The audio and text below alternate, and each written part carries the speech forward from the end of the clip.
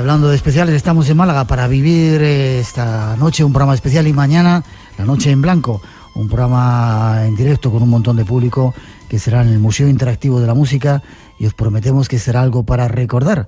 No os perdáis este programa especial. Para todos, las gracias a los que nos sintonizáis desde los 4 rincones de nuestro planeta. En nuestra página web hemos puesto al final un globo terráqueo que da vueltas y vemos desde dónde entráis. Asombroso la cantidad de lugares desde donde nos estáis sintonizando. Gracias a todos. Y para hoy aquí en Málaga hay muchos temas. Vamos con un avance después de esa introducción. ¿Cuántas cosas hay ocultas en la historia, verdad?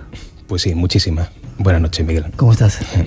Pues contento de estar contigo una vez más en Espacio en Blanco. José Manuel Frías, compañero de tareas, hemos compartido un montón de aventuras por ahí, escritor. Yo siempre me asombro cómo eres capaz de escribir tanto. Es lo que más me gusta, dentro de la faceta como divulgador, el escribir, tú sabes que es la parte más íntima, ¿no? Cuando estás en casa o en tu despacho en mitad de la noche tranquilamente poniendo por escrito todo el resultado de las investigaciones que has hecho, yo creo que es el momento que mejor te sientes, ¿no? Que mejor te desnudas delante de un papel en blanco. Para mí escribir es lo que más me gusta. Uno de los últimos libros ha sido esta Historia Secreta. Sí, La Historia Prohibida, de Punto Ediciones. Yo con esta obra lo que he querido hacer en cierto modo es ofrecer esa parte de la historia que nos han ocultado siempre, que incluso se ha mutilado de los libros de texto, de las grandes enciclopedias, de los libros que existen en los colegios, ¿no? Porque parece que los historiadores oficiales, de alguna manera, cuando algo histórico se sale un poco de lo normal, entra dentro del campo del misterio, se deja aparte, ¿no? Y yo pienso que forma parte de la historia y por lo tanto hay que compartirlo también. Y he hecho una especie de obra en la cual recopilo montones de historias, pero en las cuales los protagonistas no son personas desconocidas, son personas que han dejado una huella importante en la historia de la humanidad, ¿no? Sobre todo para aquellos lectores que piensan que solamente hay que tener en cuenta los testimonios de personas importantes, que a mí me da igual, lo mismo me da alguien que tenga 7 titulaciones que un campesino, un agricultor, pero aún así he intentado en este libro ofrecer testimonios directos de personajes muy importantes de la historia, de cronistas muy respetados y que ofrecen esa parte histórica que desconocemos, que es la del misterio. Y es curioso porque hay historia para todos los tipos, desde apariciones, visiones de ovnis, fantasmas, casas encantadas, hay de todo, ¿eh? Yo he hecho una recopilación prácticamente desde el 3000 a.C. hasta pues hace aproximadamente 2 o 3 siglos y encontramos de todo, avistamientos ovnis, tú lo has dicho, apariciones fantasmales, misteriosas profecías, encuentros con lo desconocido en definitiva, y dentro de los personajes que pululan por esa historia tan especial y tan prohibida, pues hay de todo, hay desde monarcas, hay faraones, hay artistas, digamos que son lo más granado de la historia, personajes que el ciudadano de a pie conoce perfectamente, pero que seguramente no sabrán que han vivido en algún momento de su existencia algo desconocido. Porque para conocer estas historias hay que bucear, hay que profundizar en las fuentes antiguas, y eso es lo que he intentado hacer para acercarlo a la gente. Descubrirnos es otra parte de la historia que no nos cuentan. Hablando de ovnis, acabamos de llegar de Egipto, hay una historia de ovnis fascinante que vivió el emperador Akenatón, que por eso construyó su ciudad ahí. Pero bueno, tú lo tienes que contar. Este es nuestro primer tema, Historia Prohibida. Exactamente. Historia Prohibida. Con ella vamos a descubriros cosas que estamos seguros que no habéis escuchado en ningún otro lugar, y sobre todo algunos asuntos de personajes conocidos de la historia que os van a asombrar. Tras esa introducción nos vamos con ello. Es cierto que tenía tantas mujeres el rey Salomón.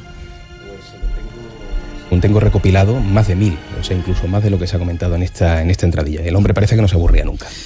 Qué curioso. Lo que no sé cómo aguantaba. Pues sí. Vamos, si te parece, por partes. Nabucodonosor II. ¿Qué pasaba con este hombre? Bueno, todo parece indicar que fue el primer licántropo, el primer hombre lobo popular de la historia. Estamos hablando de un personaje también muy conocido, que nace en el 605 a.C., que fallece en el 562 en Babilonia, un monarca y militar, como digo, muy afamado. Fue el que mandó construir los jardines colgantes, y según el libro bíblico de Daniel, se comenta que en los últimos años hubo una especie de cambio en su vida, que empieza porque él, no sé, ofrecía una serie de profecías que parece que se cumplían siempre, pero lo importante es que a partir de un determinado momento parece que entra en un estado de locura. Él cree ser un animal, concretamente un lobo, se deja el pelo y la barba bastante larga, marcha al bosque, pero a 4 patas, completamente desnudo, como un animal más, y se comenta, eso es lo que dicen las crónicas antiguas, que él llega a habitar entre una manada de lobos, que llegaba a aullar como ellos, que los lobos lo aceptaban como uno más, como un hermano más, y que aquellos que se tropezaban con Nabucodonosor en aquel estado lo veían con una mirada como ausente, era como un animal 100%, ¿no? Por lo tanto, se convierte de esta manera en una especie de licántropo. Algunos decían que eso había sido una especie de castigo divino por cierta ferocidad en el campo de batalla que él había demostrado siempre.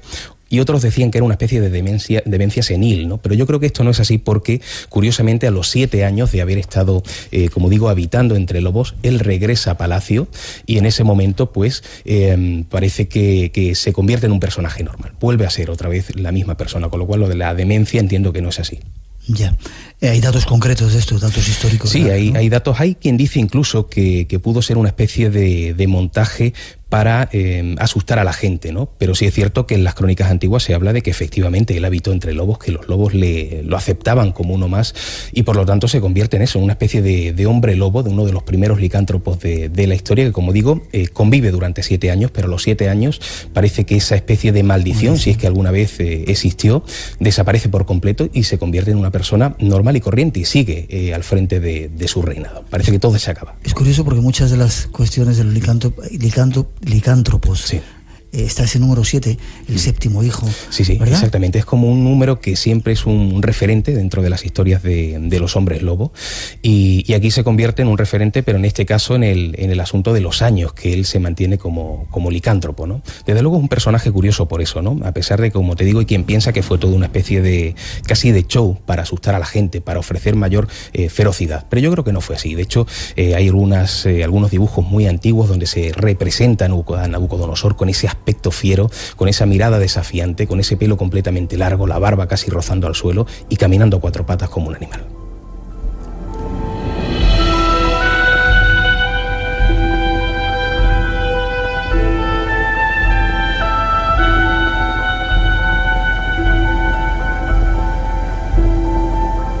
Seguimos con más personajes. Calígula.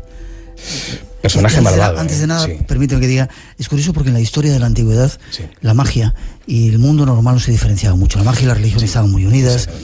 La magia y la superstición eran todo, formaban parte de la vida, ¿verdad? Nosotros pero relativamente hasta hace poco, incluso, claro. O sea, desde hace pocas décadas o pocos siglos es cuando hemos entrado en ese estado de modernidad, pero en el pasado se confundía todo, incluso cuando se veían luces en el cielo, cuando se veían seres extraños, que hoy hablaríamos de avistamientos ovnis o hablaríamos de humanoides o de fantasmas, antes eran dioses, eran demonios, era parte de la religiosidad, o sea, se confundía bastante la magia con la vida real, con el día a día, ¿no? Bien, pues vamos a hablar de Calígula. ¿Quién era este...? Bueno, un personaje malvado ante todo, ¿no? Siempre se ha hablado que este hombre que nace en el año 12, muere en el 41 en Italia, era un personaje que además quitaba la vida a todos aquellos que se interponían en su ascenso al trono, ¿no? Entre ellos su propio padre, su antecesor, un hombre que llevaba a cabo una serie de orgías tremendas, de torturas, donde muchas personas incluso morían, sobre todo aquellos que estaban en contra de su reinado. Hay una anécdota además bastante curiosa, la conoce mucha gente, que su caballo Incitatus tenía una cuadra que era prácticamente un palacio en miniatura. O sea, este hombre estaba totalmente obsesionado con su caballo y lo trataba pues como si fuera alguien más de la realeza, ¿no? Pero en un momento determinado él visita un astrólogo, era una costumbre en la época, ¿no? Siempre consultar a estas personas para que les hicieran vaticinios, para ver cómo iba a transcurrir su reinado, su vida. Y este señor, este astrólogo, le dice que Calígula va a morir dentro de poco, que va a ser asesinado por un personaje que se llama Casio, y bueno, él rápidamente manda matar a todo Casio viviente que hubiera a su alrededor, entre ellos al procónsul de Asia, Casio Longino, ¿no? Pero continúan existiendo una serie de avatares que parecen indicar que algo va mal, una especie de maldición que se cierne sobre este personaje, sobre Calígula, como por ejemplo una estatua de Júpiter que de pronto empieza a reír, haciendo que todos los trabajadores que estaban en torno a ella salieran corriendo, salieran huyendo, porque habían escuchado perfectamente que de su interior surgía una risa. Pero no es lo único. Por ejemplo, en un momento determinado Hay dos rayos que caen a la vez, uno sobre el templo de Apolo, otro sobre el Capitolio de Capua, que también parecía indicar que algo extraño estaba a punto de suceder. Y quizá lo más importante fue cuando Calígula se encontraba en el teatro viendo la representación de la muerte de Filipo en Macedonia, y en ese mismo instante el actor cae al suelo, se desvanece en un charco de sangre y muere completamente fulminado, ¿no?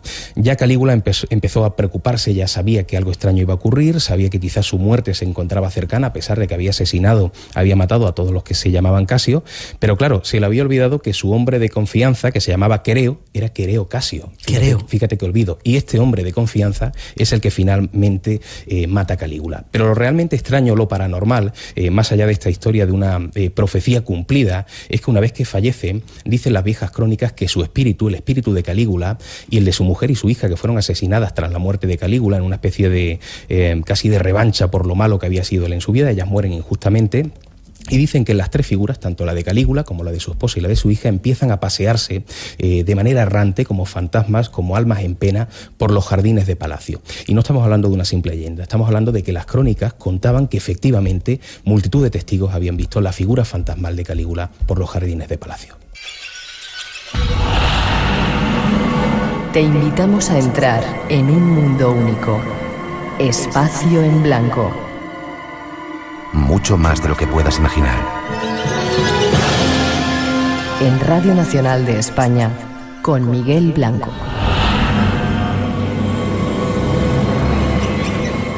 Esta semana haciendo los programas desde Radio Nacional de España en Málaga, programa especial mañana, La Noche en Blanco aquí. Un placer estar con todos vosotros. Qué curiosa la cantidad de historias que hay extrañas, ¿verdad? Muchísimas y desconocidas por el ciudadano de a pie, ¿no? Por eso yo creo que es importante compartir todo este tipo de historias un poquito censuradas, ¿no? De los libros oficiales. Vámonos con otro clásico, Platón. Sí, Platón. A mí cuando me preguntan con qué personajes de este libro, de la historia, me identifico, siempre digo que con los grandes cronistas, quizá un poco porque yo me dedico también a hacer crónicas, ¿no? Aunque sean crónicas del misterio. Y me gusta mucho la historia de Plinio el Viejo, de Plinio el Joven y por supuesto también de Platón. Y con Platón ocurre algo muy curioso con este personaje que nace en Atenas, Grecia, en el 427 a.C., que fallece en el 347. Ocurre algo curioso y es que siempre ha sido considerado un historiador bastante honesto, bastante correcto en las formas, un historiador que contrastaba siempre la información que llegaba a sus manos, pero fíjate qué curioso, cuando habla de la Atlántida, ya los historiadores oficiales lo rechazan por completo. O sea, todo es auténtico en su vida, todo es auténtico en lo que narraba, pero si habla de la Atlántida, ya eso son fabulaciones, historias para niños que él recopilaba en su momento. Y a mí eso me choca. Yo creo que si el hombre realmente era honesto en su trabajo, era honesto para todo, ¿no? Pero curiosamente en esos diálogos de Timeo y Critias, donde habla de la Atlántida, de ese continente supuestamente hundido en el 1506 a.C., se habla del estrecho de Gibraltar, de las columnas de Hércules, que hubo de tener un tamaño enorme. Se habla de que era mayor que Libia y Asia juntas, que se podía incluso cruzar el océano a través de ese mismo brazo de tierra, de que era una especie de confederación de grandes reyes que dominaban medio planeta, y esto me lleva a pensar que no hubo una Atlántida. Realmente existieron varias, ¿no? Por eso en diferentes lugares del planeta se han ido encontrando, no pruebas por desgracia, pero sí pequeñas evidencias. Yo creo que una de las más importantes se dio en el año 2000 en Cuba, en las costas de Cuba, la península de Guanacabibes, donde se encuentra a 600 metros de profundidad una especie de ciudad sumergida que no se sabe de qué tiempo es, ¿no? Hay geólogos que dicen que posiblemente se fue hundiendo, se puede calcular más o menos el tiempo en el que ese brazo de tierra que supuestamente unía Cuba con Yucatán, pues se hundió hace 50 o 60 mil años. O sea, si realmente esto fue así, tendríamos que cambiar por completo la historia de la humanidad. Estaríamos hablando de que existió una confederación importante en una época en la que el Homo sapiens todavía no había entrado en ese estado de modernidad que alcanzaría tiempo después, todavía convivía con el hombre de Neandertal, ¿no? Y posiblemente en aquel entonces ya existían grandes civilizaciones, con lo cual cabe la posibilidad de que realmente eso sea parte de la Atlántida, y eso nos llevaría muy lejos, a hablar también de los Olmecas, porque esa ciudad sumergida también tiene ciertos detalles que recuerdan a esa otra cultura mágica que no se sabe de dónde vino, que decían que venían de los grandes dioses que bajaban del cielo, y por lo tanto todo eso creo que está relacionado con esos grandes textos que tenía Platón, y en la que describía pues precisamente una civilización muy avanzada que en un momento determinado desaparece. No sabemos por qué. Hay quien piensa que quizá se le fue de la mano el hecho de que querían conquistar a todo el mundo y finalmente, como una especie de castigo divino, termina hundiéndose su continente. Antes de seguir seguir el camino, vamos con otro rey importante en esta parte de la historia, Salomón. ¿Tenía pactos con los diablos, Salomón? Eso parece, ¿no? Y además no es algo que sea una simple fabulación, sino que lo podemos encontrar en el mismo Corán. O sea, cuando uno lee algunos de los suras del Corán, se habla mucho de ese contacto con lo oculto, ¿no? Hay una serie de pasajes donde se habla que él, por ejemplo, entendía el lenguaje de los pájaros, que tú sabes bien que en el pasado era considerado casi como algo demoníaco, algo maldito, ¿no?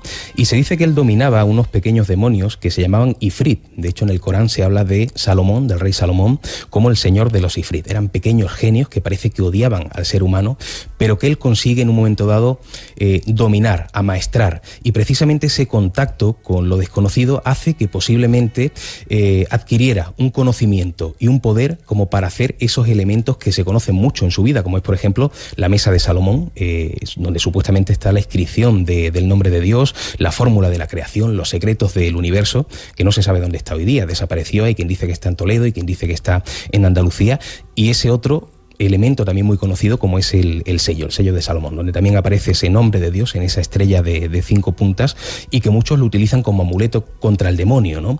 O sea, posiblemente todos esos conocimientos secretos del rey Salomón, este hombre que, como decíamos antes, tenía ese gran harén, una fama además de hombre sabio, había adquirido ese poder y esa enseñanza y esa sabiduría precisamente a través de esos demonios que parece que él dominaba en vida, que conseguía maestrar. Curioso. Estamos en Radio Nacional de España en Málaga haciendo estos programas especiales. Hay más detalles de la historia prohibida que queremos daros esta noche en compañía de nuestro invitado.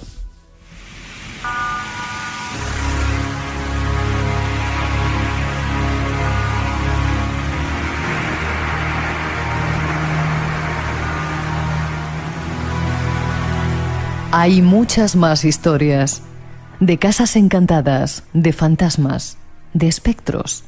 Y todas ellas han pasado desapercibidas para la historia oficial. Un ejemplo.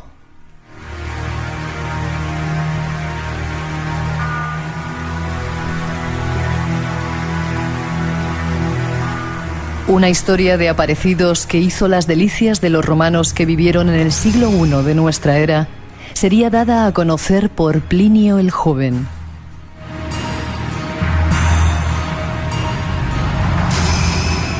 El filósofo Atenágoras compró una casa que, según decía, estaba embrujada. Le pareció que la vendían a muy buen precio y se fue a vivir a ella.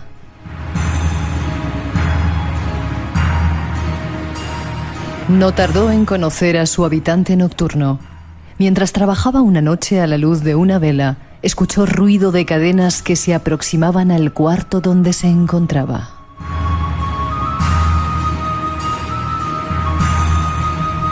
Abandonó el filósofo la tarea para ver quién lo interrumpía y descubrió a un anciano en harapos, con expresión de loco, quien le hizo un gesto para que lo siguiese. Tuvo que insistir el aparecido varias veces antes de que Atenágoras lo acompañase hasta un patio interior, donde se desvaneció en el aire.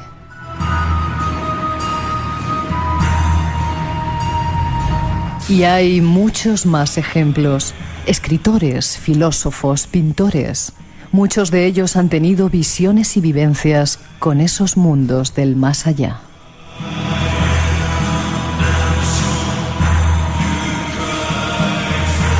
Nuestro invitado nos da más datos. Esta que hemos contado posiblemente sea la primera historia de casas encantadas de la historia, ¿verdad, José Manuel? Yo creo que una de las historias que más me gustan, ¿no?, que más llaman mi atención precisamente por eso, ¿no?, porque encontramos una de las referencias más antiguas de lo que es una figura extraña, de un fantasma, de un espectro, en una casa encantada muy conocida. Además, yo creo que esta historia todos los aficionados del misterio la conocen, pero yo quería incluirla en este trabajo porque me llamó mucho la atención, ¿no?, y sobre todo el hecho de que la persona que había recogido esta historia, esta crónica, es Plinio el Joven, o sea, un personaje que también en su su época era considerado un cronista exhaustivo, ¿no? Con lo cual él se hace eco de algo que estaba ocurriendo. Había realmente una vivienda en la cual nadie quería habitar porque se supone que había una especie de fantasma que recorría las habitaciones de forma errante. Y bueno, llega un señor, un filósofo, como hemos escuchado, que se entera de que esa casa estaba a buen precio y por lo tanto la adquiere, ¿no? Y en esa primera noche, en esa noche en la cual estrena esa casa, pues se enfrenta con lo imposible, ¿no? Una figura extraña que aparece a lo lejos, que hace ruido de cadenas, que está además maniatado de manos y pies, y que empieza a hacerle un gesto de que siguiera esa figura, ¿no? Y este hombre, en lugar de hacer lo que haríamos seguramente el resto de la humanidad, que es salir corriendo, pues realmente se arriesga o se atreve a seguir a esta figura, y cuando llega a un punto determinado, esta hace una señal en el suelo, ¿no? Y de pronto se desvanece, desaparece por completo.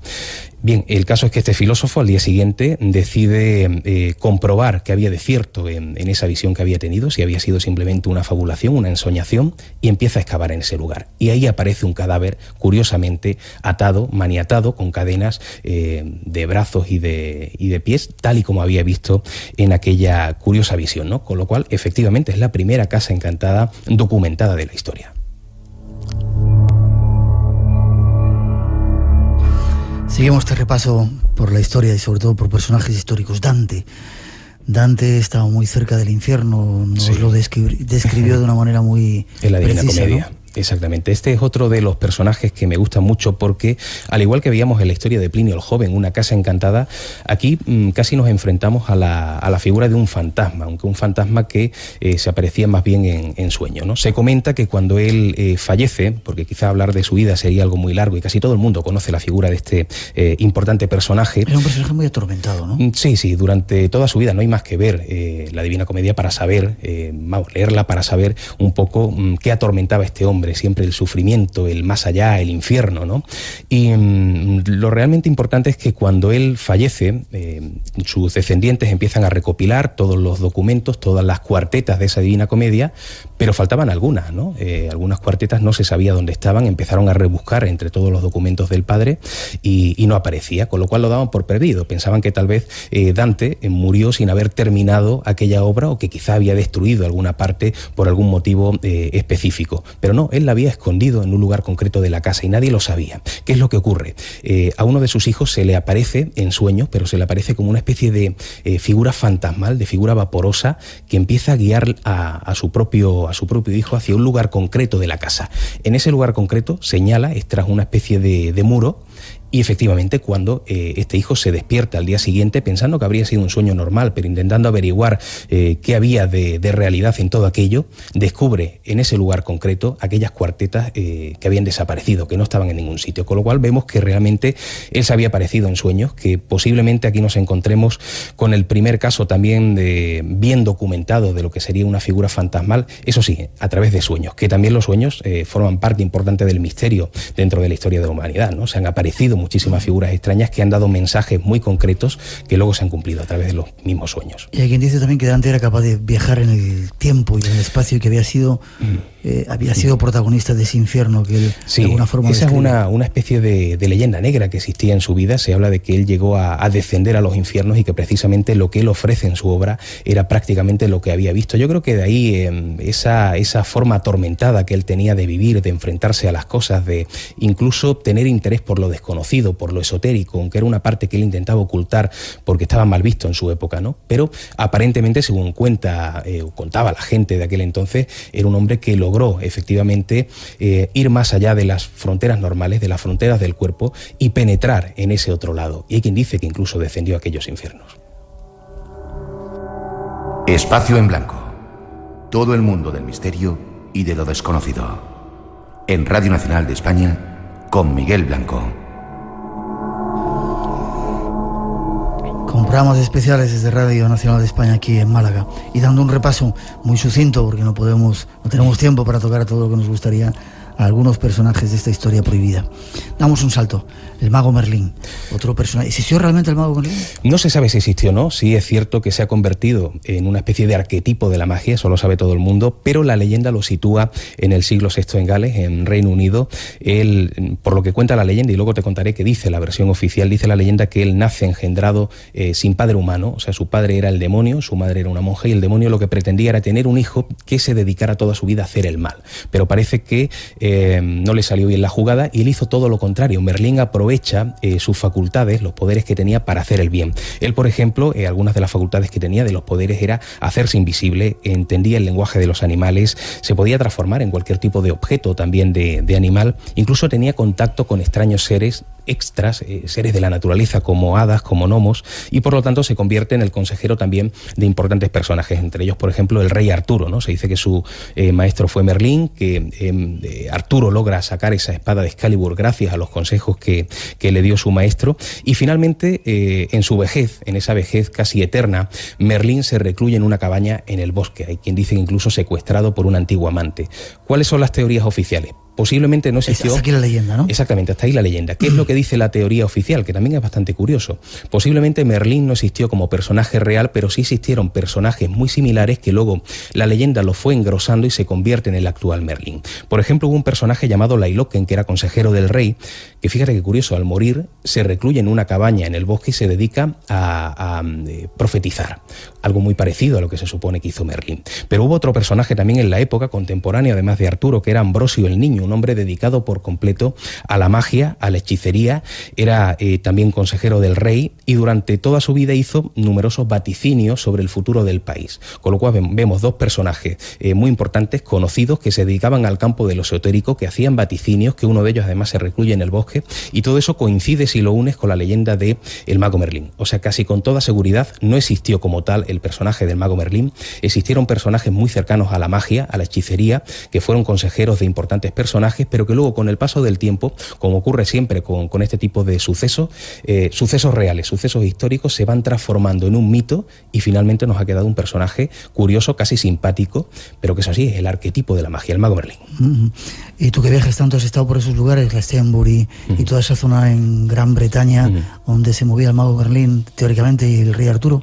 La gente cree mucho en él, o sea, siguen creyendo realmente en su figura. O sea, es difícil a veces hacer que el ciudadano de a pie, sobre todo los que viven en las zonas donde han ocurrido estas leyendas, donde se han centrado estas historias, concretamente las del mago Merlín, hacerle ver que realmente hay una realidad que no es la que ellos creen, ¿no? A pesar de que se les habla de esos personajes reales, de que hay crónicas históricas que son auténticas y que posiblemente explicarían el porqué de la figura del mago Merlín, ellos prefieren seguir pensando en esa figura mágica que era la del propio mago. Yo creo que eso es casi imposible, ¿no? El quitar de la mente, sobre todo a los lugareños de aquella zona, el hecho de que Merlín no exista como personaje real, es muy difícil. De cualquier forma, qué bonito que haya esas leyendas y que podamos creer en ellas, ¿no? Porque alimentan una parte... Te permite soñar, que es lo más importante y lo que nos diferencia del resto de los animales. Sí, señor. Damos otro salto, buscamos otro personaje, Paracelso. Bueno, este me encanta, porque estamos hablando de un personaje muy importante, un médico revolucionario. En su época, además, digamos que la medicina estaba estancada un poco en los preceptos de Galeno, o sea, todo estaba, cualquier enfermedad era atribuida a problemas con los fluidos, desequilibrios los fluidos, se hacían purgas, se hacían siempre sangrías, y claro, llega... ¿no? Exactamente, y ahora llega Paracelso y de pronto aporta una teoría revolucionaria, aparentemente absurda, que era la teoría de los virus y de las bacterias. Nadie lo creía en aquel entonces, ¿no? Pero él dice que es así y efectivamente se demuestra que gran parte de las enfermedades están provocadas por eso. Pero algo mucho más importante, él, además de aportar esta teoría, aporta una teoría que incluso hoy día tampoco se lleva muy a cabo: el amor entre un médico y su paciente, o sea, ofrecer cariño al paciente y no tratarlo como un número. Era algo que él siempre avalaba y, como te digo, hoy día tampoco es que se lleve muy a cabo. Y bien, este precursor de la medicina científica, de los métodos de diagnóstico, parece que tenía también un interés bastante grande, unos conocimientos muy intensos en temas esotéricos, ¿no? Él se dejaba guiar mucho por el tema de la influencia de los astros. Se dice Dicen que incluso él pues tenía contacto con seres sobrenaturales. Él pensaba que cada uno de los 4 elementos estaban relacionados con un ser concreto: el agua con las ninfas, el fuego con las salamandras, el aire con los silfos, la tierra con los gnomos, y eso además lo aportaba a su medicina, parece que con bastante éxito. Pero lo más importante de todos, y que choca bastante con la figura de un personaje, de un médico tan llamativo y que además fue muy popular en su época, es que él llegó a escribir una obra que se llamaba De Natura Rerum, donde se habla de la figura del golem o del homúnculo, o sea, un ser creado, un ser real creado a través de elementos artificiales. El golem. Exactamente, y él explica en este libro cómo se hace, o sea, a través de una serie de elementos, entre ellos del semen del hombre, mezclado con otro tipo de sustancias, llega a crear una figura, pero una figura dentro de una vasija, de un frasco de cristal, ¿no? Pero claro, no llega la cosa solamente hasta ahí, sino que sobrepasa un poco del entendimiento, porque el propio Paracelso decía en sus escritos que él había hecho la prueba y que efectivamente había creado un ser, y describe exactamente cómo era aquel ser. Era un personaje bajito de 30 centímetros de altura, que balbuceaba, que salió de aquella vasija y que de pronto huyó y no volví a verlo nunca más. Y que esto te lo diga uno de los médicos más importantes de la historia, precursor de la medicina moderna, da mucho que pensar.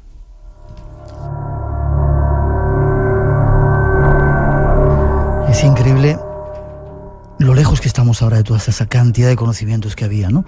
Hasta ahora, en la historia de lo que hemos estado hablando, el esoterismo, la magia, formaban parte de la vida y de las creencias de las personas, ¿no? Eran conocimientos que bueno, prácticamente uno desayunaba, almorzaba y cenaba con ellos, ¿no? Eran historias que formaban parte del día a día de las personas. Eso es lo bonito que tiene además analizar la historia, darte cuenta que antiguamente se creían en este tipo de cosas, en cada momento evidentemente con sus características particulares, pero la gente imaginaba y soñaba. Yo creo que eso es muy importante. Uh-huh.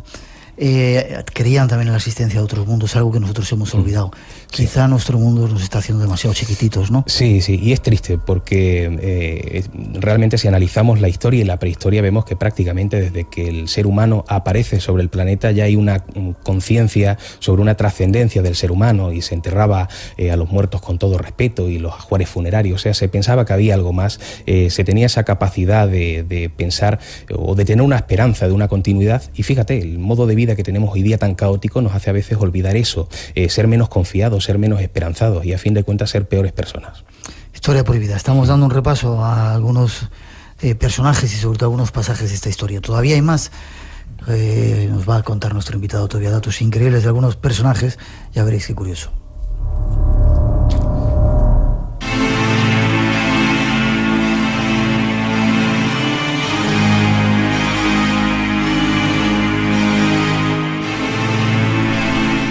Seguimos buceando en la historia para desentrañaros temas desconocidos. Nuestro siguiente personaje es Silvestre II, el Papa Diabólico.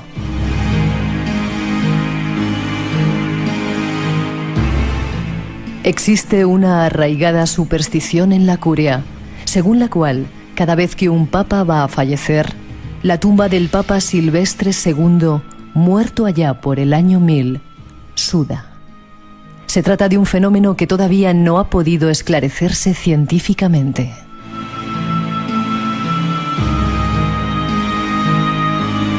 La tumba de Silvestre II, ubicada en la sede del obispo de Roma, la Basílica Romana de San Juan de Letrán, exuda un tipo de humedad copiosa cuando un papado llega a su fin. También se repite esta curiosa experiencia cuando un cardenal va a fallecer, pero en este caso solo se humedece. Se dice que además de sudar, se oye como si dentro de su cenotafio, la tumba sin cuerpo, crujieran los huesos.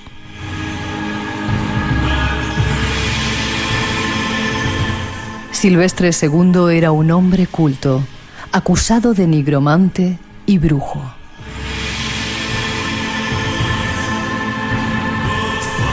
Gerbert d'Aurillac, el Papa Silvestre II, era un hombre fascinante que llevó su papado en un tiempo donde se fermentaron grandes amenazas para su tiempo, la llegada del año 1000.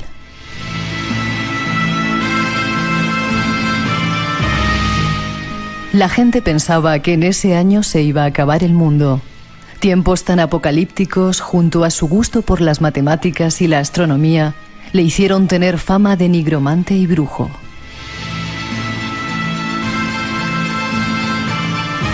Cuenta la leyenda que aprendió adivinación en España con un sabio árabe, al que terminó robando el libro de sus conjuros. Tras esta iniciación en las artes mágicas, Gerber firmó un pacto con el diablo y se fabricó un muñeco, un golem, en el que aprisionó al propio rey de las tinieblas.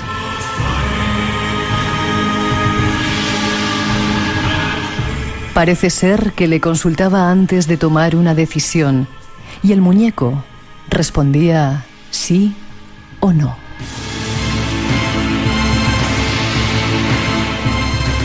Según esta leyenda, un día Silvestre II le preguntó a su golem que si iba a morir antes de cantar misa en Jerusalén, a lo que el muñeco le respondió que no.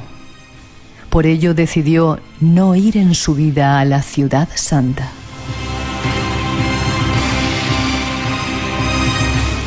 Pero le mintió, porque en 1003 muere, sin saber a ciencia cierta si enfermo de malaria o asesinado.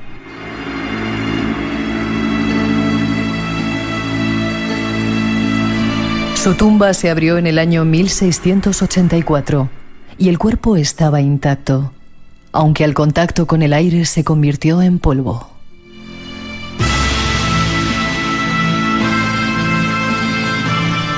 Son solo algunos datos, pero hay muchos más. Escuchemos. Un ejemplo de un papa, vaya personaje los papas en aquel tiempo. Sí, bueno, y este además arrastraba ya la leyenda desde su nacimiento, ¿no? Además hay una tradición que dice que él al nacer hubo un gallo que cantó y se escuchó en medio mundo, pero en fin, esto es parte de la leyenda. Lo que sí es cierto que él siempre tuvo un interés muy grande por el mundo del misterio, ¿no? Siendo un niño fue instruido en magia celta por un ermitaño, tuvo mucho interés por la astronomía, por el sufismo, por la cábala. También fue un gran científico y un gran escritor, que esto además yo creo que es sintomático. Muchos de los personajes que yo he indagado son personas que tuvieron conocimientos muy vastos, pero que también se internaron a veces en el mundo de lo desconocido. ¿Qué es lo que ocurre con Silvestre II? Que fue papa, fue pontífice en el año 999, en ese cambio de siglo, con lo cual fue conocido como el Papa del Milenio en un año considerado maldito en aquel entonces, ¿no? Hay quien ponía al revés el 999 y era el número de la bestia, el 666, ¿no? Y por lo tanto eso va creando en torno a este personaje una serie de leyenda negra. Dicen que hacía pactos con el demonio, que hacía rituales prohibidos, y fíjate que esto lo cuenta, por ejemplo, incluso el historiador Víctor Hugo en algunos de sus escritos, ¿no? Y escuchábamos en este corte de audio cómo él llegaba a fabricar o tenía conocimientos para fabricar cabezas parlantes, donde se dice que llegaba a atrapar el alma del demonio. Y estas cabezas parlantes, que fueron vistas por muchísimos testigos de la época, respondían a preguntas, pero respondían inteligentemente, a veces mantenía incluso un diálogo bastante fluido, ¿no?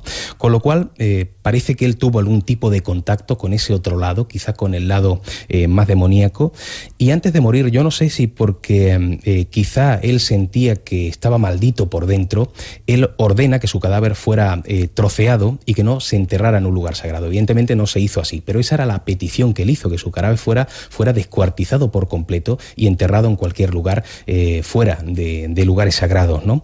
Pero finalmente fue enterrado, como hemos visto, en la iglesia de San Juan de Letrán. Dice que su tumba rezuma una especie de líquido de agua cuando va a morir un pontífice, y que incluso también se escucha a veces ese sonido de entrechocar de huesos, ¿no? Y todo eso, de alguna manera, ha ido a alimentar aún más la leyenda de un personaje bastante singular. Hay quien dice que la iglesia, que en otro tiempo tenían ese conocimiento esotérico, que estaba al alcance de mucha gente, incluso del pueblo, pero que en un momento lo prohibió, tildándolo de diabólico para solamente poseerlo ellos, y que no tiene nada que ver diabólico, sino que es un conocimiento mucho más claro. Lo que pasa es que como no se entendía ese conocimiento en su época, todo lo que no se entendía era considerado casi maldito, casi diabólico, ¿no? Pero yo, que he profundizado en la vida de diferentes pontífices, sí he visto que muchos de ellos tenían conocimientos esotéricos, y eso de alguna manera avala lo que tú me comentas hace un momento, ¿no? Que dentro de la Iglesia Católica, sobre todo por parte de los pontífices, había también una serie de conocimientos de ese más más allá, de ese otro lado, a veces de ese lado demoníaco, pero analizado fríamente, pero que luego fue siendo prohibido poco a poco hasta que finalmente desaparecen. Ya.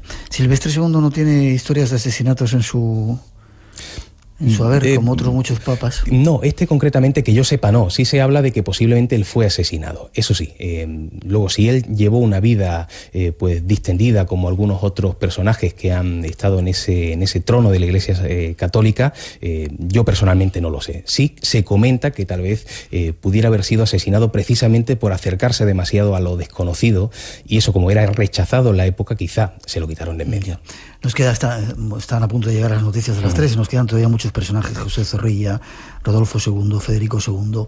De todo esto que has hecho hasta ahora, ¿qué personaje histórico te llamó la atención? Pues sobre todo, como antes te comentaba, los cronistas, ¿no? Los cronistas de la historia, porque tuvieron la valentía en su momento de ofrecer crónicas de lo desconocido, cuando ellos se dedicaban simplemente a ofrecer documentación, o a dejar por escrito la documentación para un futuro de todo lo que tenía lugar en aquella época, o incluso del pasado, ¿no?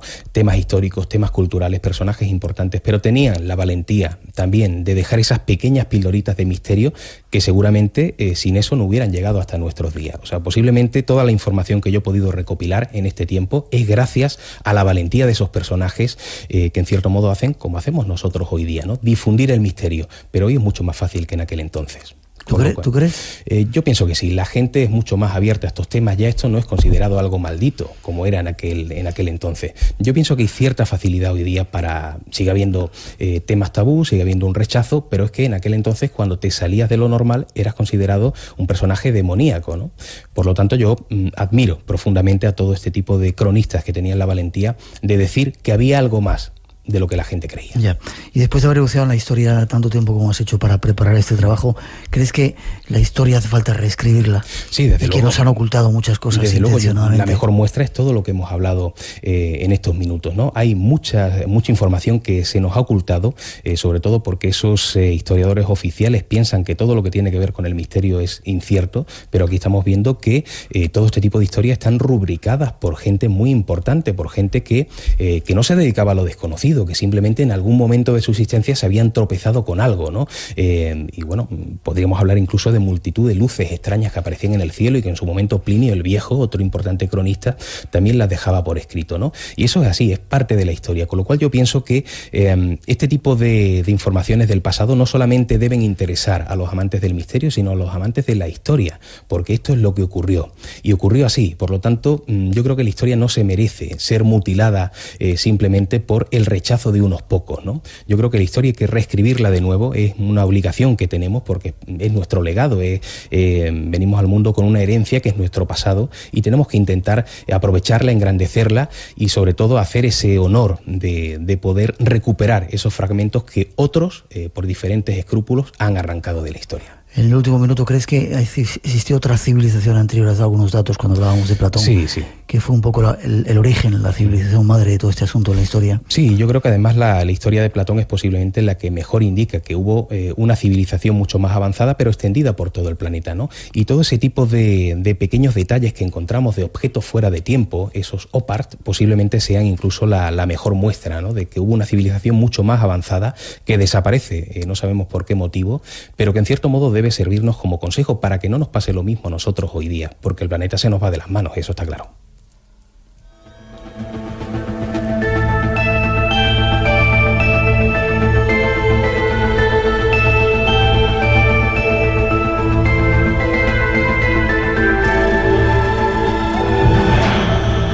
Llega el momento de hacer una pausa para las noticias. Llegan las noticias a las 3, las 2 en las Islas Canarias. Nuestros compañeros en Madrid nos ofrecen toda la actualidad y en breve regresamos. En esta segunda hora todavía tenemos que daros algunos datos más de unos personajes extraños que había en la historia. Queremos contaros que es una de las historias más bonitas de la humanidad, de una mujer a la que llamaron el ángel del gueto de Varsovia, y os contaremos también algunos datos de ovnis que están pasando con testimonios en primera persona. Tenemos aquí ya a nuestro invitado preparado para ello. Y mañana recordar la segunda cita del Espacio en Blanco desde el Museo Interactivo de la Música, en directo, celebrando la Noche en Blanco aquí en Málaga.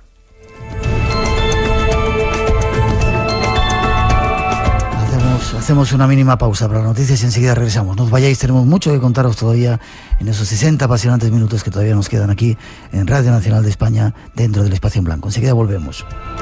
Pasan algunos minutos de las 3, las 2 en las Islas Canarias, ya estamos aquí de nuevo. Todavía nos queda una hora para hablaros de algunos misterios. No os perdáis la historia más bella que hemos contado en los últimos años de un personaje, una persona que se llamaba el Ángel del Gueto de Varsovia, y algunos misterios ovnis que hay por aquí, por esta tierra. Todo eso en esta cita todavía que nos queda del Espacio en Blanco aquí en Málaga. Mañana segunda cita del Espacio en Blanco desde el Museo Interactivo de la Música aquí en Málaga, celebrando la Noche en Blanco. El Espacio en Blanco se viste de gala para mostraros algunos misterios de la música con invitados especiales, música y otras sorpresas. No faltéis. Las gracias a todos los que quieren venir y escucharlo en Radio Nacional de España, porque va a ser algo único.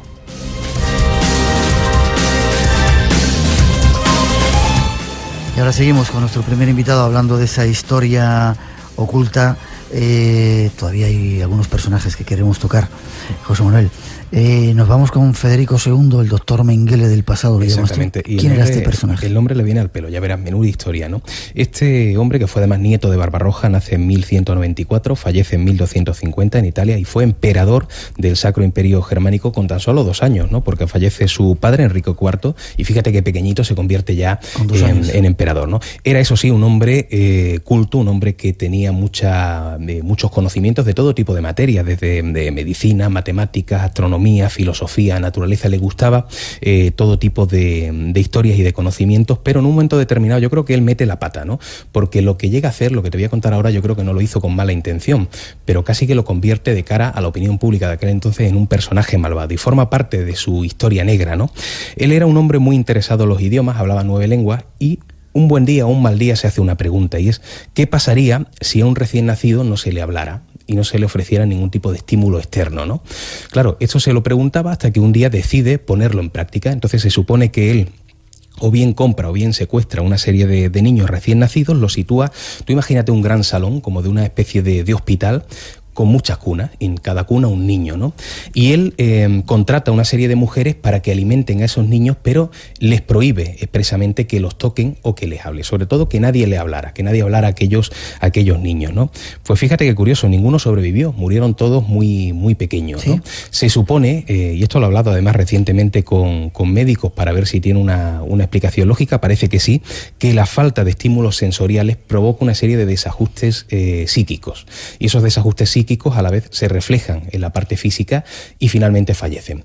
Y bueno, como te decía, posiblemente lo hizo con buena intención, con una intención casi científica, ¿no? De ver qué pasaría un niño al que no se le vele nunca, al que no se le ofrezcan estímulos, cómo se comportaría, qué tipo de lenguaje finalmente desarrollaría. Pero claro, esa falta total de estímulos en una habitación además en penumbra, porque ni siquiera quería que la luz, exactamente, que entrara el sol directamente, hizo que poco a poco esos bebés, según iban creciendo, pues fueron desarrollando esa falta de estímulos, yo no sé cómo se podría explicar científicamente, pero parece que ese desajuste psíquico es real cuando no tenemos esos estímulos externos desde pequeños, ¿no?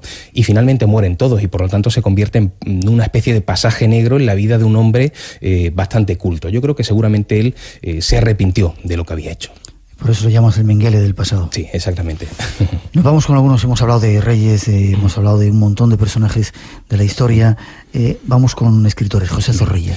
Sí, un hombre además muy particular porque sin quererlo tuvo muchísimos encuentros con lo desconocido. Estamos hablando de las figuras más relevantes del romanticismo español, autor de esa famosa obra de Don Juan Tenorio. Él nace en Valladolid en 1817, fallece en Madrid en 1893 y me parece que dentro del libro de la Historia Prohibida es el último personaje, el más reciente, podríamos decir, exactamente. Y ya de pequeño se encuentra con la primera visión extraña. Él estaba en su casa, en un balcón, una primera planta, y de pronto ve a lo lejos que se acerca un caballo enorme montado por un demonio del mismo tamaño, un demonio monstruoso. Parece que la gente que estaba alrededor no veía nada, solo lo veía aquel niño, aquel José Zorrilla niño, ¿no? Ve cómo el caballo se va acercando, nota además la altura que tiene porque llega prácticamente a donde estaba el propio José, lo saluda y desaparece. Bueno, el niño se pensaría que aquello sería fruto de la imaginación, pero ocurrieron más cosas según fue pasando el tiempo. Ya siendo un poquito más mayor, él dice que cuando fallece su abuela, su abuela se le seguía apareciendo en casa cuando no había nadie, cuando estaba él solo, que la abuela incluso lo sentaba en sus rodillas y lo acariciaba, su abuela fallecida, que esto me recuerda además a muchas historias que me ha contado la gente de familiares que han fallecido y parece que se siguen apareciendo en el mismo lugar donde vivieron o donde murieron, como si hubiera una especie de lazo, como si algo les uniera a ese punto concreto, y fue una experiencia que le marcó bastante, que dejó por escrito, por cierto, en algunos de sus apuntes, pero de nuevo los historiadores oficiales lo han rechazado. Pero la historia más importante de todas ocurre cuando ya José Zorrilla era un hombre mayor, prácticamente había olvidado ya todo lo que le había ocurrido en el pasado, todas esas circunstancias un poquito trágicas, y resulta que en una ocasión va a visitar a un amigo al que hacía además algunos meses que no veía porque había estado de viaje, el propio José, y con este amigo pues solía tener una serie de tertulias sobre temas literarios, que era lo que más le gustaba a este hombre.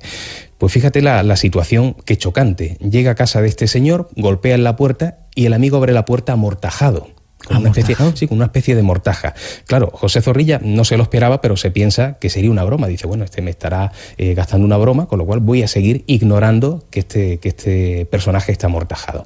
Entra a la casa, se sientan ambos en el sofá y empiezan a hablar animadamente de temas literarios, de diferentes obras que se habían publicado, de sus opiniones, como si no ocurriera absolutamente nada. Finalmente José Zorrilla se despide, se marcha y a los pocos días le da la noticia de que su amigo había fallecido pues semana o semana y media antes. O sea, quien lo había recibido era su amigo, pero su amigo estaba muerto.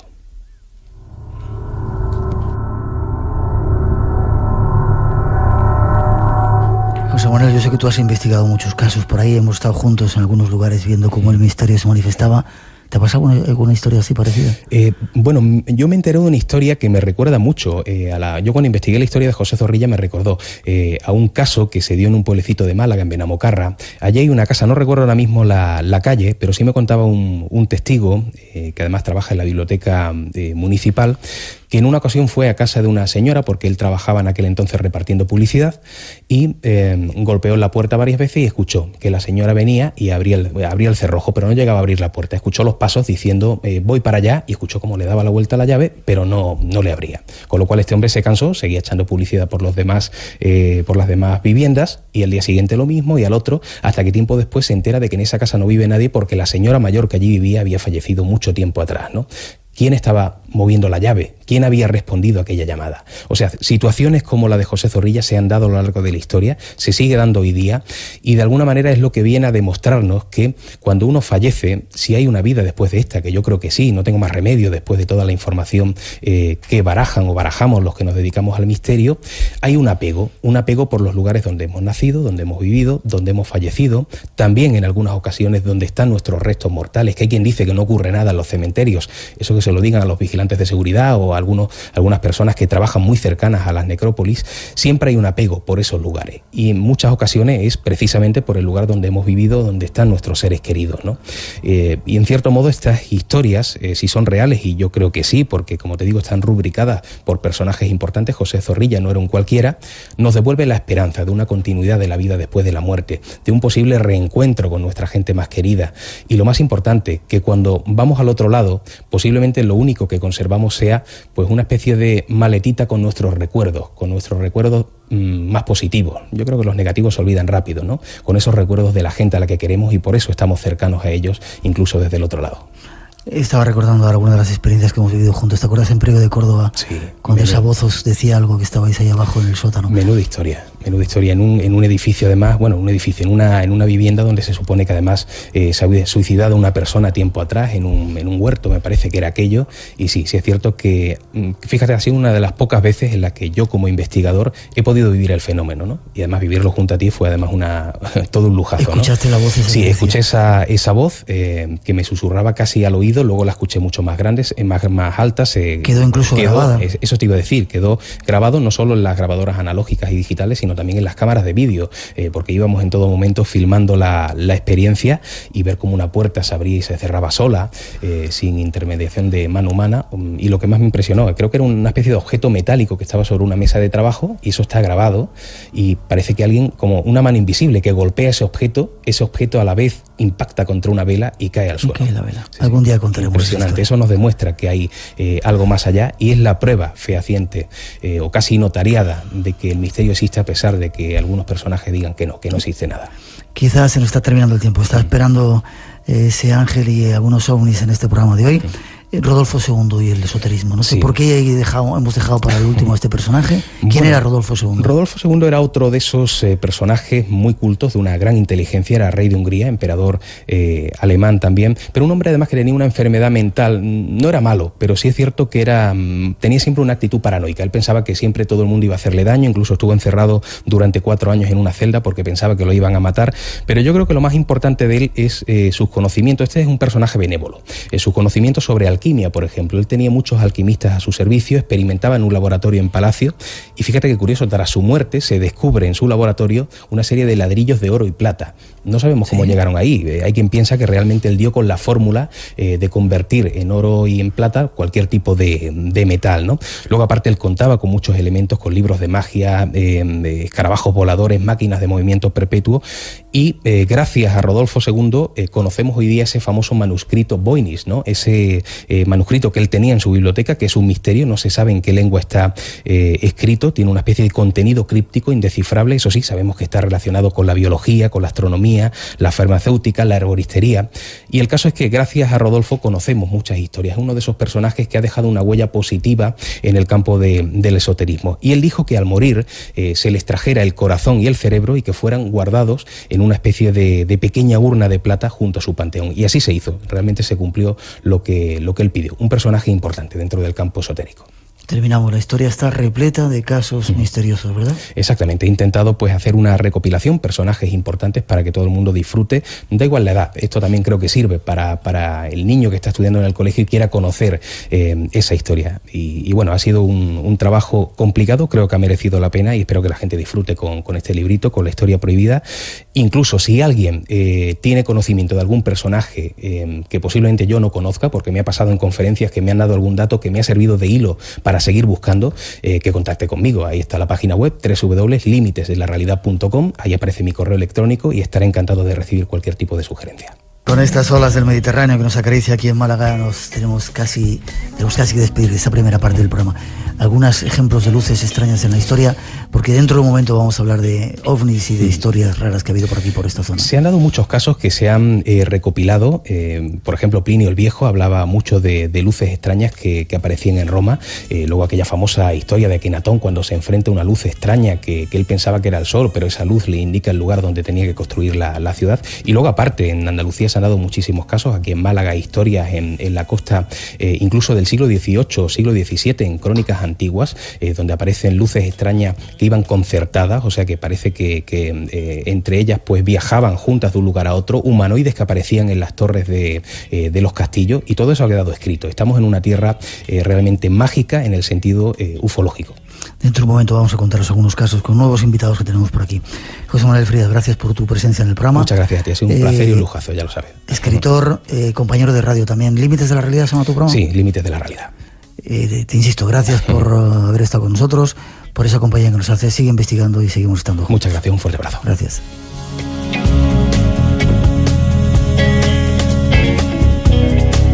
Y seguimos en este espacio en blanco, especial desde Málaga esta noche.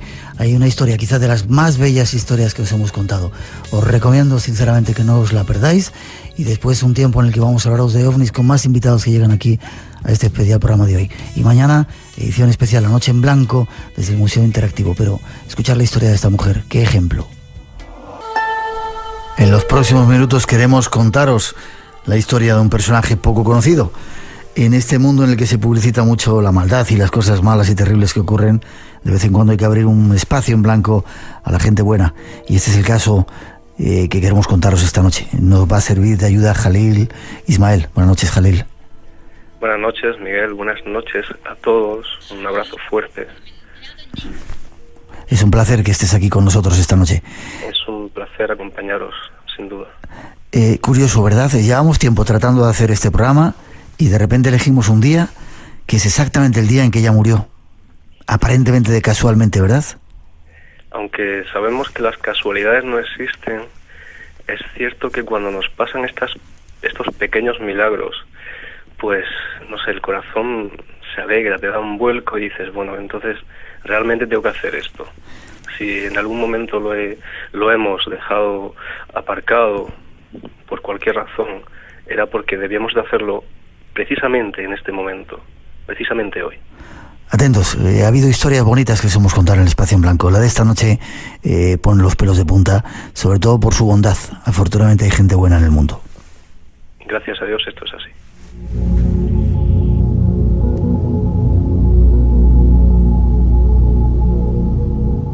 Khalid, empezamos a contar la historia. Ella, no hemos desvelado su nombre, se llama Irena Sedler, ¿verdad?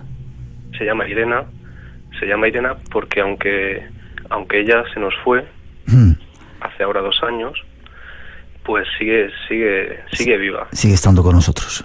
Sigue estando con nosotros y sobre todo sigue estando en el corazón, independientemente de nosotros que nos hemos quedado sorprendidos y admirados por la vida de este ángel increíble. Sigue viva en el corazón de los más de 2.500 pequeños niños que ella salvó. Vamos a situar, si te parece, se me pone la carne de gallina, vamos a situar, si te parece, a los oyentes. Irena era polaca. Sí, Irena es enfermera. Sí. Es enfermera polaca y trabajaba en el Departamento de Bienestar Social de Varsovia, manejando los comedores comunitarios, haciendo labores sociales, recuperando a pequeños, dando ropa a la gente que lo necesitaba. Incluso antes de la guerra, ella ya estaba trabajando al servicio de cualquier ser que estuviera necesitado. Ya te digo, en comedores sociales y en cualquier sitio donde ella pudiera hacer su labor o ser útil. Ya. De repente comienza la guerra. Bueno, vamos a dar datos. Tengo aquí, nació en 1910 y, como tú dices, trabajaba en Varsovia como asistente social con familias pobres judías antes de la ocupación nazi. Durante el otoño de 1940 comenzó a arriesgar su vida. ¿Qué ocurre? Los nazis hacen el gueto de Varsovia, la cosa se pone difícil para los judíos, ¿y qué pasa? Pues imagínate cómo se pone cuando Alemania invade Polonia, cuando deciden crear los guetos. Imagínate el terror, imagínate imagínate, pero creo que es inimaginable. Pero además totalmente inimaginable para personas que, gracias a Dios, no hemos tenido la desgracia de poder pasar por esta locura que fue este momento tan increíble de locura del ser humano. Imagínate cómo es cuando de la noche a la mañana, simplemente por ser de una religión diferente, una raza diferente, te aíslan del resto de la sociedad, como si fueras, no sé. Imagínate también la impotencia de las personas que, aun sin ser judías, estaban viendo y se estaban oliendo qué es lo que iba a pasar en el futuro con esta especie de pseudo seres humanos que la Alemania nazi quería exterminar. Ella decía, me educaron en la idea de que hay que salvar al que se ahoga sin tener en cuenta su religión o su nacionalidad.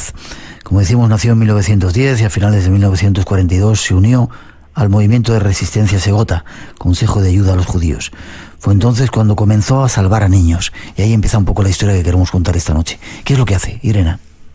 Irena lo que hace es el gesto más increíble de valentía que yo haya podido ver en este siglo, en el siglo pasado y en muchos otros. Irena, sabiendo y siendo consciente de que puede morir y que puede morir de una forma además terrible, ella decide que esto no puede ser así, que los niños no pueden estar encerrados en este gueto, porque naturalmente lo que iba a pasar era que poco a poco iban a ser, si no muertos por hambre, por inanición, iban a ser exterminados, como veríamos que sucedería posteriormente cuando eran evacuados todas las familias enteras a los campos de la muerte. Ella decide que esto no va a pasar en la medida que ella pueda hacerlo, y en la medida que ella pudo, trabajó incansablemente y luchó contra este mal increíble.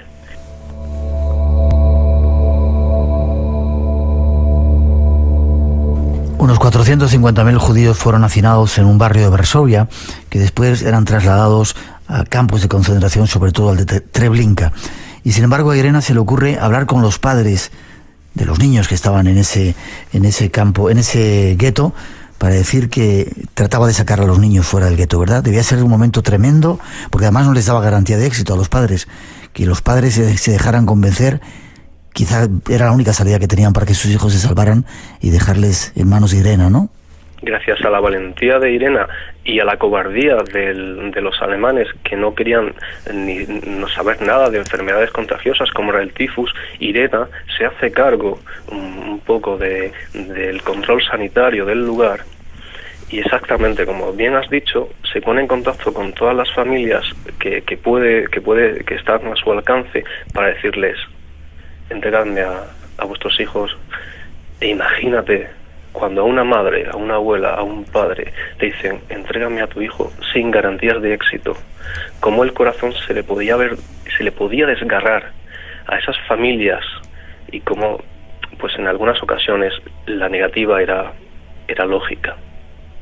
Tiempo más tarde, cuando Irena volvía a intentar contactar con estas familias que le habían dicho no, se encontraban con que ellas ya habían sido deportadas a los campos de la muerte. Y los niños habían desaparecido, ¿verdad? Y los niños ya no estaban. Sin embargo, Irena comenzó a sacar a los niños, a veces en ambulancias como víctimas de tifus, ¿verdad? Pero sí. Parece ser que al principio, cuando más o menos el movimiento o el nacionalsocialismo va entrando despacio, o no se va viendo realmente el terrible final de la sociedad judía, Irena lo va tomando también con calma, sacando a niños poco a poco en ambulancias, en ataúdes. Cuando ya realmente el nacionalsocialismo da su cara más terrible, es cuando Irena corre con toda el alma, sacando a niños en bolsas de patatas, en cajas de herramientas, arriesgando su vida, pero sin ningún tipo de miramiento, solamente en pos de que esos niños salvaran su vida. Los transportaba en camiones de bomberos, en bolsas de basura. Donde fuera. Qué tremendo, ¿verdad? Fue arrestada el 20 de octubre de 1943, después de que los nazis aplastaran la rebelión del gueto, y fue torturada por la Gestapo. Nunca habló ante sus torturadores, por lo que fue condenada a muerte. Pero es curioso, bueno, ¿qué pasó? ¿Se salvó de la muerte? Antes de nada quiero preguntarte esto.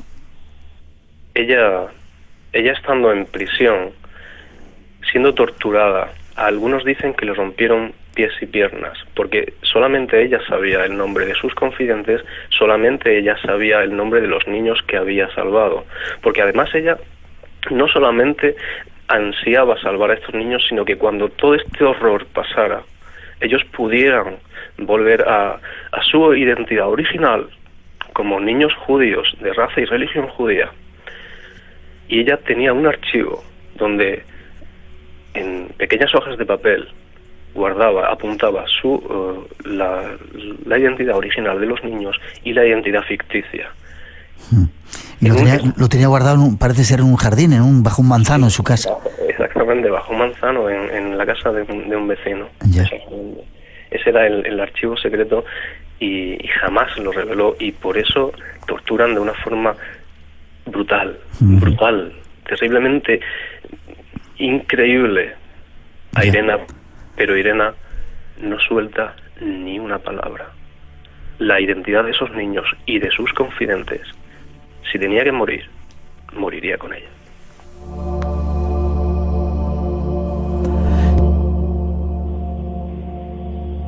Sin embargo, fue curioso porque milagrosamente se salvó de la muerte, ¿no? Cuando le iban a ejecutar, ¿qué ocurrió? Pues ahí hay dos versiones. La primera versión es que el soldado, en la noche antes de la ejecución, un soldado la saca de su celda para, se supone, un último interrogatorio. Y cuando está a oscuras en medio del bosque, le dice: corre. Y para esto se dan dos versiones. Una es que la propia Alianza sobornó a este soldado, y otra es que este soldado, pues tocado por el dedo de Dios, se compadeció de Irena y la dejó libre. Ya, a veces hay milagros, ¿verdad? El caso es que logró salvar a 2.500 niños de ese gueto y de esa muerte segura, ¿no? salvó a más de 2.500 niños cuando la guerra termina. Ella, fíjate, va al Manzano, cava el hoyo, recupera los botes, los archivos y se los entrega a la persona que en ese momento estaba al mando del consejo de... No recuerdo en este momento su nombre, la persona que se ocupaba de reagrupar a los judíos o de hacer una lista de judíos que habían sobrevivido. Ella se los da con la esperanza de que estos niños puedan recibir de nuevo su identidad. La mayoría de ellos se encuentran con que sus familias han sido exterminadas en los campos, pero otros muchos sí consiguen volver a ser quienes fueron. Qué bonito. La conocían por el nombre en clave, Yolanda, ¿no? Yolanda, sí señor. Yeah. Cuando parece ser que un periódico se hace eco de su gran hazaña y publican su foto, es cuando ella empieza a recibir mensajes, llamadas de teléfono de gente que le dice: recuerdo tu cara, tú me salvaste, yo soy uno de esos niños a los que tú salvaste de morir y quiero conocerte y quiero verte.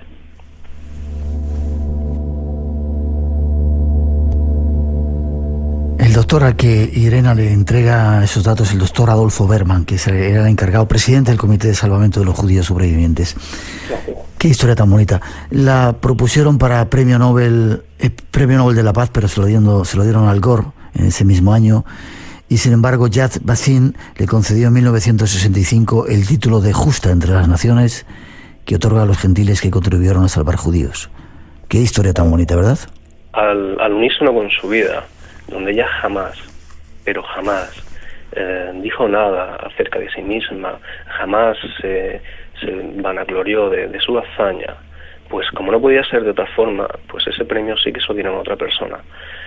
Pero después en otra balanza, que es en la que realmente se miden los méritos, sin duda, Irena está muy por encima de cualquier otro premio Nobel que se nos haya dado en este tiempo, porque el peso de 2.500 vidas en una balanza, eso es mucho peso. Seguro. No se le habían hecho muchos testimonios, no se le había dado quizá la importancia que tenía, porque durante 40 años el comunismo machacó un poco la información en Polonia, pero se ha vuelto a recuperar la historia y aquí está el homenaje que queremos darle aquí desde el Espacio en Blanco. Qué bien que siga existiendo gente buena en el mundo y que podamos hablar de ella, ¿verdad, Khalid? Yo creo que la gente buena sigue existiendo, no es que siga existiendo, es que está por todas partes, pero por todas partes. Y es gracias a Irena que esa bondad que tenemos nosotros, que la traemos de serie, es con ejemplos como el suyo, cuando nuestra propia bondad florece, renace y si queremos puede permanecer para siempre. Gracias, Khalid Ismael. Es curioso que hayamos elegido este día, justo cuando hace 2 años que murió, que nos dejó, cuando teníamos intención de hacerlo muchas veces. Será que ella nos ha llamado para que hablemos de ella en este programa y así lo hacemos. Sin duda, es así. Muchas gracias. Gracias. Te veo pronto, un abrazo fuerte. Inshallah, salamu alaikum, que la paz esté con todos vosotros. Alaikum salam, Habibi.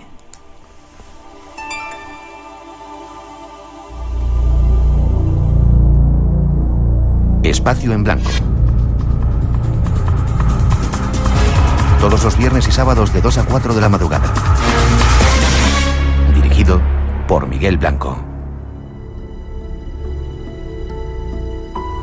Entra en el mundo del misterio.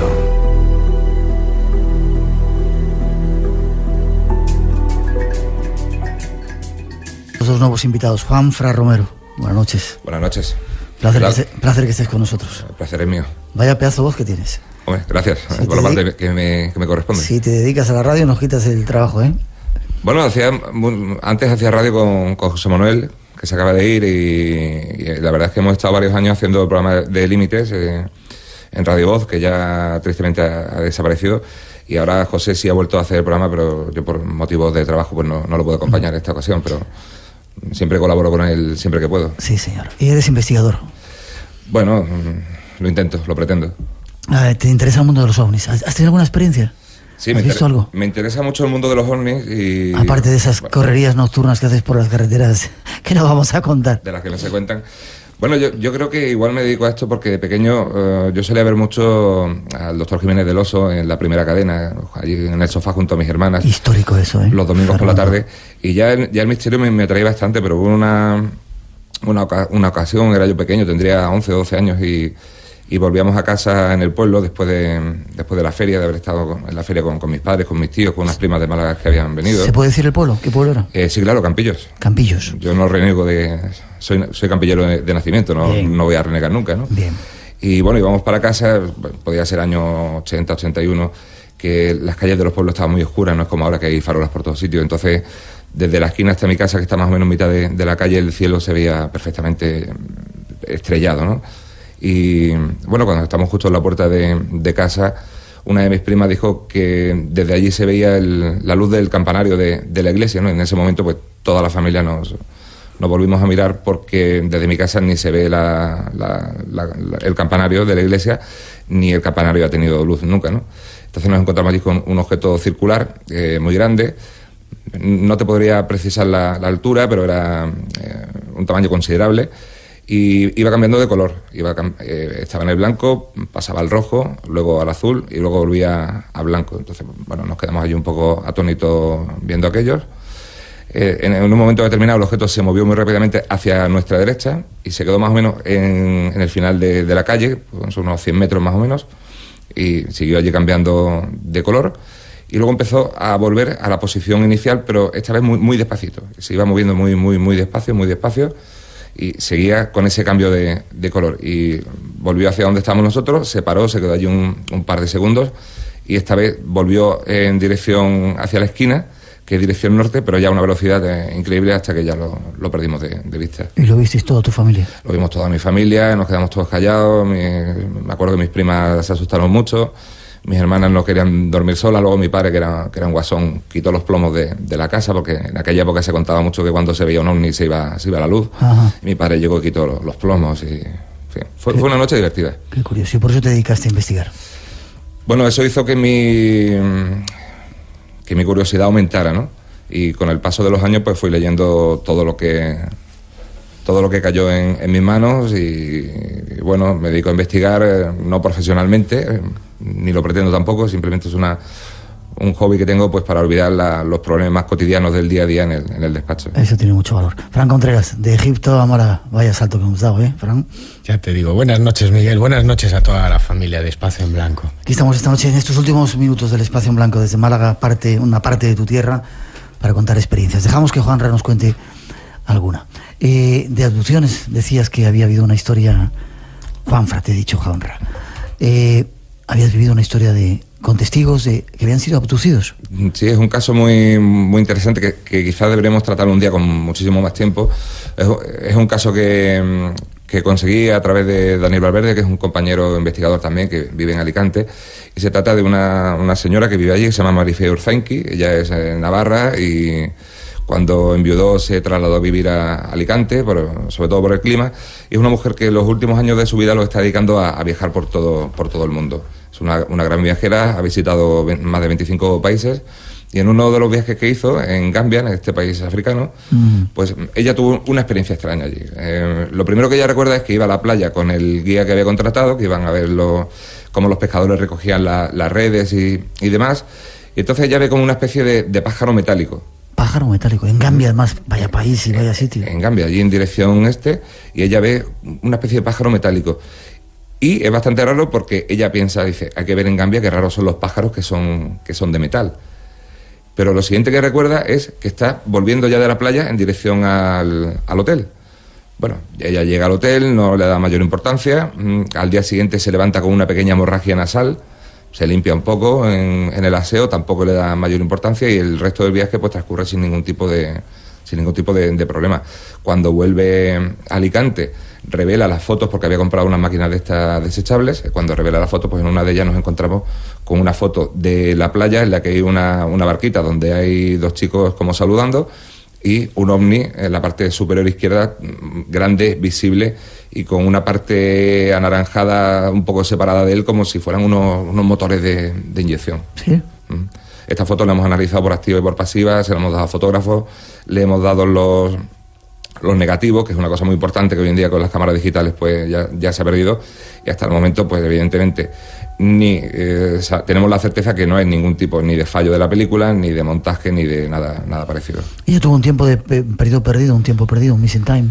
Claro, a raíz de esta foto ella ya empieza a atar un poco de cábalas y sí tiene un tiempo perdido, que es el tiempo de que ella estaba mirando hacia la playa y el tiempo en que se ve ya de vuelta al hotel dejando la playa a la espalda. Entonces lo que decide es una serie de sesiones de hipnosis donde ella ya cuenta de una manera bastante extensa pues como ella nota que flota, como nota que va entrando en la nave, todos los detalles que va viendo por la nave, que son sobre todo muchísimos detalles religiosos de todos los tipos de las religiones, pues la judía, la hebrea, árabe, símbolos chinos, símbolos religiosos de las culturas indias, americanas, en fin, una serie de detalles hasta que al final se ve tumbada en una camilla donde ve a 3 seres, pero no consigue verle ni el rostro ni las manos, porque parece que llevan como una especie de túnica y demás. Y ahí es donde ella cree que le pusieron un implante en la nariz. ¿Y por eso sangraba? Y por eso sangraba aquel día. Entonces, la investigación la estamos llevando a cabo todavía. Ahora el siguiente proceso que tenemos es hacer una radiografía a esta mujer en la cabeza, que no es fácil de conseguir, ¿no? Pues no me parecería ético llegar a un hospital público a decir que le duele la cabeza para que le hagan una radiografía. Entonces, como también es en Alicante, la cosa va un poco lenta, pero hubo un detalle muy curioso, porque esto fue el 11 de septiembre de 2004. Y al año siguiente, esta mujer se convence de que va a contactar con estos seres que ella piensa que la han abducido, y que si te digo la verdad yo lo pienso también, porque esta mujer es muy coherente. No es para nada una flipada ni... No, en absoluto. Además es una mujer que nunca le había interesado el tema OVNI, en absoluto, ni lo más mínimo, y es una mujer muy culta, una mujer que proviene de muy buena familia y que no tendría por qué meterse en estos berenjenales. Bueno, pues ella se va a una playa en Alicante, a la playa de La Mata, con la intención de contactar telepáticamente con esos seres que la habían abducido. Pasa 3 o 4 horas en la playa hasta que ya el frío y la humedad pues la obligan a regresar a casa, donde regresa pues un poco triste porque no ha conseguido ese contacto que ella esperaba. Se mete en la cama, se pone a leer y de pronto siente la necesidad de que tiene que escribir. Entonces coge un boli, coge un folio y escribe sin mirar, prácticamente lo que se conoce como escritura automática. Y lo que escribe es una fórmula matemática. No me digas. Escribe una fórmula matemática muy complicada, y para alguien que no sabe matemáticas como yo, súper complicadísima. Bien, nos fuimos en Alicante, nos fuimos a la universidad a buscar un matemático en la cátedra de matemáticas, a ver si nos podía ayudar un poco, echar una mano con la fórmula. Examinó la fórmula, nos dijo que era una fórmula coherente, que no era aberrante, que se podía resolver, pero que para resolverla pues necesitaba saber, porque es una fórmula que trae muchas interrogantes, trae X, trae W, trae V, y está llena de raíces cuadradas. Entonces él necesita saber a qué corresponden esas variables para poder, como mínimo, intentar resolver esa ecuación. Pero sin esas variables no podría resolverla. Pero nos quedamos con el dato de que no son 4 garabatos, 4 signos allí mal puestos, no, que es una fórmula que está razonada matemáticamente hablando. Ya. ¿Y estáis en proceso de investigación con ella? Estamos en proceso de investigación con ella, con Marifé. Marifé está encantada con colaborar con todos nosotros. Vamos. ¿Algún día podríamos hablar con ella? Ella estaría encantada. Vale, pues la apuntamos. Este es uno de los casos que habéis investigado. Hay unos cuantos alrededor también de tu pueblo, aquí en la zona de Málaga. Sí, bueno, pues la zona de Málaga es una zona, yo definiría como zona caliente lo que es el tema OVNI. Lo que pasa es que el tema ufológico es muy complicado de investigar. Y me explico, porque normalmente tienes un testigo, tienes 2 testigos que han visto pues una luz o han visto un aparato triangular o en un momento determinado, pues bien porque estaban en el campo, bien porque estaban arando en verano, que es una cosa muy típica, el hombre que está con la segadora cosechando allí y que ve este tipo de luces. Pero hay una historia muy buena que también pasó, y son un matadero que en el turno de noche, pues sobre las 2:30, 3 de la mañana paran para el bocata, y cuando terminan el bocata salen al patio pues los que fuman al cigarrito y los que no fuman, para no dar más horas que los demás, ¿no? Entonces, bueno, imagínate una noche de verano, el patio está oscuro, se ve el cielo perfectamente, y ven venir llamémoslo una nave, un objeto, de forma rectangular, a muy baja altura, más o menos un segundo o tercer piso, y que va en dirección sur, pero muy despacito, sin hacer, lo diré al final, ningún tipo de ruido, sin alas y sin nada que lo haga parecer a un avión. Este objeto pasa sobre sus cabezas, ellos siguen con la mirada, se dan la vuelta hasta que lo pierden de vista. Entonces todos se quedan callados, en principio, nadie habla, luego empiezan todos a hablar en tromba, si lo has visto, que si mira, que si, que curioso, que si tal, que si esto... Y se forman dos bandos, un bando que quiere contar lo que han visto y otro bando que no quiere contar lo que han visto por si los toman por locos y demás. Totalmente. Al final lo que deciden es que no van a contarlo, que se van a quedar todos calladitos, que se vuelven adentro a seguir trabajando el resto del turno.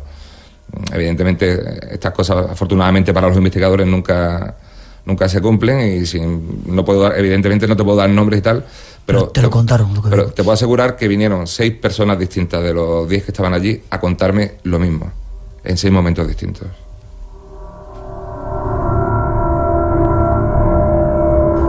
Málaga, Fran, es un lugar donde ocurren muchas cosas, ¿no? No tenemos mucho tiempo, vamos a desbozar. Málaga es una zona muy caliente. Detalles en titulares. La primera fotografía ovni que se consigue en España se consigue aquí en Málaga, en la carretera de Antequera, en 1952, y la publica el Diario Sur. En Málaga tiene lugar, y lo recordamos cuando asistimos a las primeras jornadas de periodismo del misterio en la Universidad de Sevilla, ocurre el primer caso de hombres de negro en España, con la fotografía ovni que tomó Salas, el fotógrafo, y el periodista Julián Sesmero del Diario Sur, exclusiva mundial ovni sobre Málaga. Y Málaga tiene casos que, gracias a investigadores que todavía existen, como Juanfra, como Dani Valverde, como José Manuel Frías y como tantos otros que van a los pueblos a grabador y cuaderno, sí, que se le ocurran para sacar testimonio. Yo me quedaría, de todos los que he podido investigar en Málaga, con 2.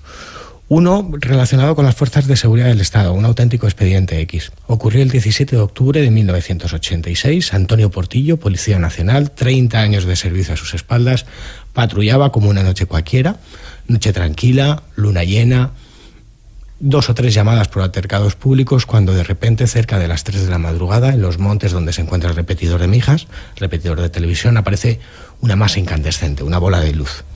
Bueno, quedan estupefactos, se acercan hasta esa colina, ven cómo esa bola incandescente empieza a descender dirección a Benalmádena, intentan ponerse en contacto con la centralita de la comisaría, no pueden porque todo el pueblo sufre un apagón en el momento que aparece esa bola luminosa, acuden rápidamente hasta el puerto deportivo y encuentran a una serie de grupo de pescadores aterrorizados porque una masa incandescente se había dirigido hacia ellos. Lo más espectacular vino 24 horas después. Ellos hicieron un pertinente informe policial en el que describían no solamente el testimonio de los pescadores, a los que pude entrevistar más tarde, y el de un guardia jurado, sino que ese informe policial se pasó a los superiores y el caso prácticamente quedó archivado, a pesar de que la prensa, como el Diario 16 o El País, se hizo eco del caso. Yo pude rastrear los testimonios, como te comentaba Miguel, y encontrar quizás uno que es desestabilizador.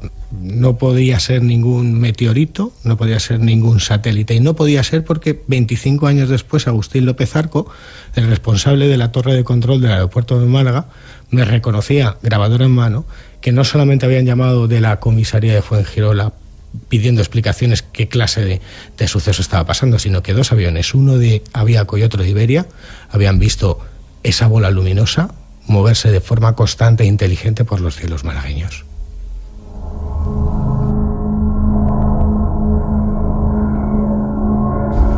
Juanfra, tú que llevas dando vueltas por ahí investigando, ¿qué crees que son los ovnis? Fíjate qué pregunta. Aquí hay que mojarse, ¿no? Me la has hecho muy directa. Hay que mojarse. Hombre, yo me voy a mojar. Yo pienso que son seres extraterrestres que vienen por aquí de visita, a controlarnos, a darnos vueltas. Sí. Sí. Bueno, Fran, bueno, quizás esa teoría o esa conclusión se deba a casos como el que ocurrió el 30 de septiembre de 1996 en Ojén. Aquí en Málaga se encuentra la única estatua de un extraterrestre, Vino del Cielo se llama. Sí, en la Fuente del Chorrillo, justo a la entrada de Ojén, hay un monolito con un azulejo que pone Vino del Cielo, y había el ser que vio Marino Amaya, escultor, ya fallecido, una tarde, como te decía, el 30 de septiembre de 1996, estaba cerrando el candado de los perros y de repente vio una luz, se retrasó, huyó, emergió un ser de ojos azules que parecían girar, El ser tenía una tonalidad rojiza, levitaba de piedra en piedra. Con ese ser, tal como me confirmó en las entrevistas que estuvo con él, estuvo hablando casi cerca de media hora. Le habló de 2 palabras clave: compartir y amor. Y él, como escultor, le hizo una estatua dibujando esos trazos casi estelares. Vino del cielo. Qué curioso. Y por hoy nos vamos, un rato para descansar, y mañana seguimos aquí en Málaga, en directo desde el Museo Interactivo de la Música, un programa especial a partir de las 2, la 1 en las Islas Canarias, dispuesto para traer nuevos misterios. La música y sus misterios y otros personajes nos esperan. Disfrutar de esta primavera que parece que llega. Nos vemos, cuidaros.